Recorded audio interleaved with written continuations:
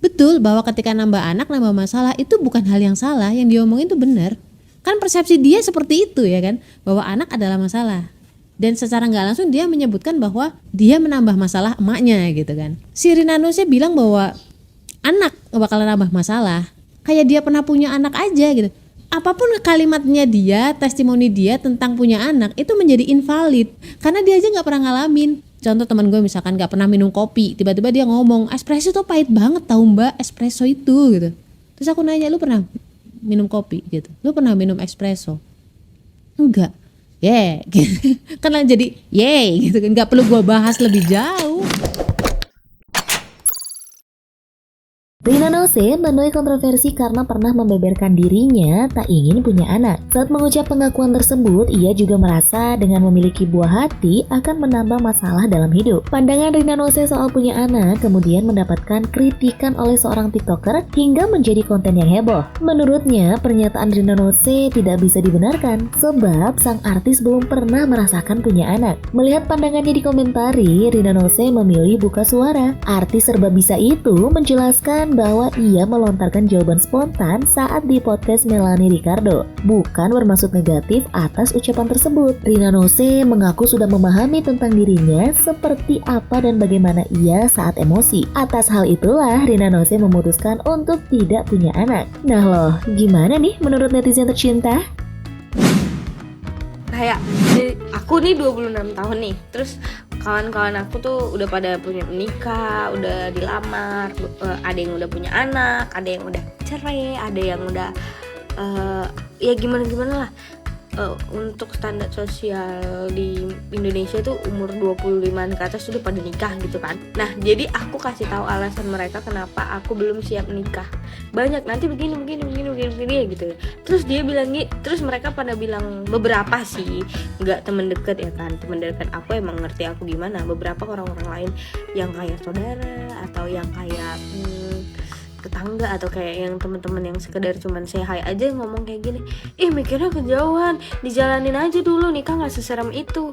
Terus Mbak Rina bilang kan kayak, kalian kok mikirnya nggak jauh sih? Iya kenapa kalian mikirnya nggak jauh anjing?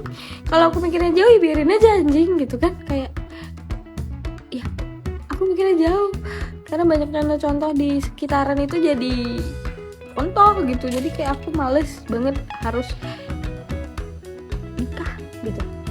Kayak banyak banget yang diurusin anjir, banyak banget. Toh aku sendiri juga ada masalah, berdua kan ada masalah juga kan. Jadi kayak ya sesiapnya aja aku biarin, tunggu aku matang sama pikiran aku dan aku okay, it's time to married, I'm married. Okay, just shut the fuck. Dan Mbak Rina itu lagi ngebahas soal urusan anak. Nah itu juga jadi pikiran aku, karena aku belum siap punya anak. Jadi aku belum mau menikah karena nanti ya nggak tahu suami gue setuju nggak nih aku nggak punya anak. Tahu-tahu dia mau punya anak, dia punya anak sama orang lain, kan gue bunuh tuh berdua. Nggak mungkin ya, berusaha lagi masuk penjara. Hari-hari di Indonesia tetap aja ada orang yang mempermasalahkan orang itu child free atau enggak. Padahal child free itu tidak merugikan siapa-siapa. Perasaannya Rina Nose itu adalah perasaan yang valid karena dia sendiri yang menjalani hidupnya dan dia sendiri yang tahu kapasitas tentang dirinya sendiri, apakah dia siap mempunyai anak ataupun tidak. Lucu ya, masa perasaan orang lain dibilang invalid tapi mbaknya sendiri percaya dengan golongan darah, bahwa golongan darah itu mempengaruhi sifat manusia. Itu lebih besar lagi mbak invalidnya.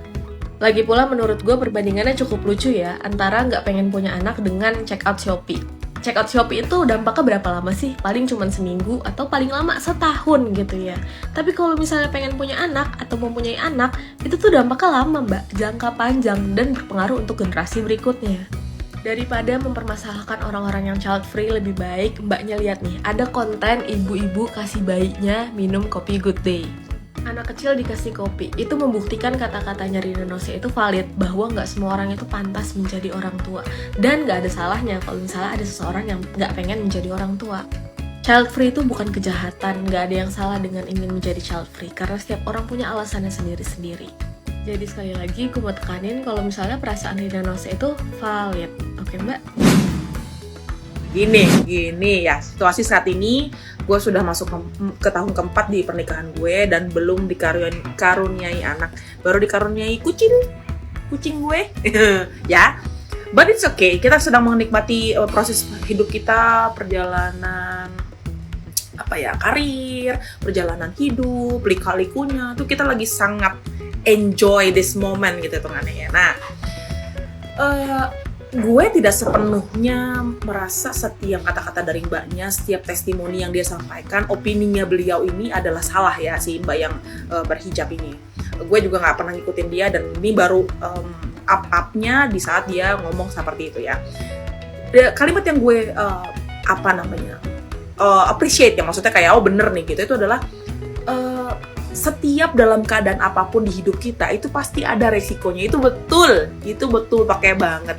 Nah, tapi Rina Nose juga tidak 100% salah. Karena apa? Karena dia sudah banyak melihat di pengalaman hidupnya, di sekeliling hidupnya itu banyak resiko-resiko yang sudah dipaparkan, yang sudah terpapar di matanya dia. Nah itu, jadi Rina Nose adalah apa yang menurut gue gerakan preventifnya dia sebelum gue akhirnya mengorbankan lah hidup anak gue untuk apanya gue, misalnya gue masih mengitin karir tapi Tuhan titipkan anak gini-gini, makanya jadinya karir gue terhambat ya, who knows ya kan, atau enggak jadi kayak peluap emosi dari inner child-nya dia, who knows gitu. Jadi mungkin nih, jadi gue melihat juga dari beberapa banyak orang-orang sekitar gue juga yang akhirnya sampai tidak menikah, bahkan ya tidak menikah pasti tidak punya anak gitu kan. Itu juga begitu gitu loh, dan mereka tuh banyak melihat resiko-resiko yang ditimbulkan setelah punya anak, resiko-resiko yang timbulkan setelah menikah.